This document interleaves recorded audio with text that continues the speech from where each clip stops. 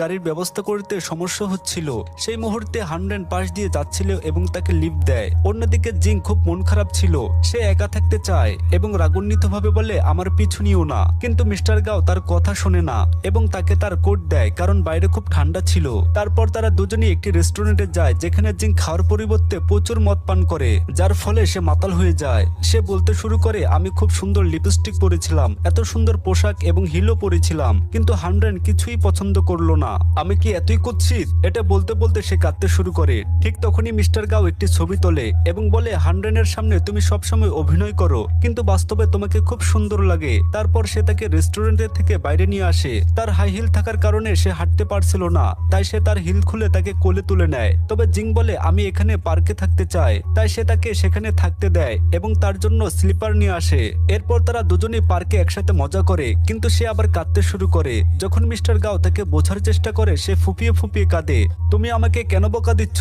এরপর তাকে বাড়িতে নিয়ে যেতে তার খুব কষ্ট হয়, কিন্তু সে সবার দরজায় কড়া নাড়তে শুরু করে, যার ফলে সব প্রতিবেশীরা সেখানে জড়ো হয়। এরপর বাড়িতে পৌঁছানোর পর তার মা তার যত্ন নেয় এবং মিস্টার গাও তার ঘরের বাইরে অপেক্ষা করে।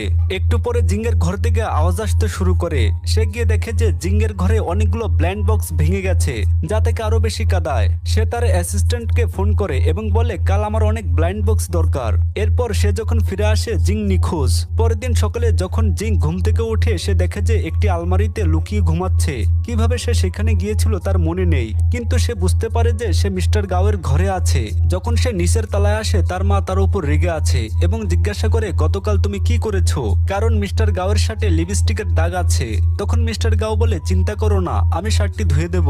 সে তাকে গত রাতে কি ঘটেছিল তা মনে করিয়ে দেওয়ার চেষ্টা করে, কিন্তু তার কিছুই মনে নেই। এরপর সে বলে গত রাতের পার্টিতে কি হয়েছিল তা তোমার মনে রাখা উচিত। আমি তোমাকে সত্যি করে বলেছিলাম যে আমি তোমাকে সত্যি পছন্দ করি। গত রাতে তুমি আমার সাথে কি করেছিলে মনে আছে?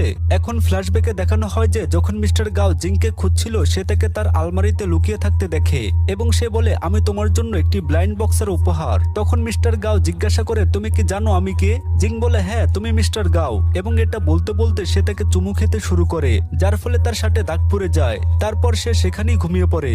এই সব শোনার পর জিং অস্বস্তি বোধ করে এবং দৌড়ে চলে যায়। মিস্টার গাও তার শার্টের দাগের দিকে তাকাতে শুরু করে। যখন সে বাইরে যায় সব প্রতিবেশীরা তাকে গতরাতে মদ পান করার পর সে কি কি করেছিল তা বলতে শুরু করে। ঠিক তখনই তার বন্ধু এমি আসে এবং তার জন্য অনেক ব্লাইন্ড বক্স নিয়ে আসে এবং তাকে বলে মিস্টার গাও এসব তোমার জন্য অর্ডার করেছিল।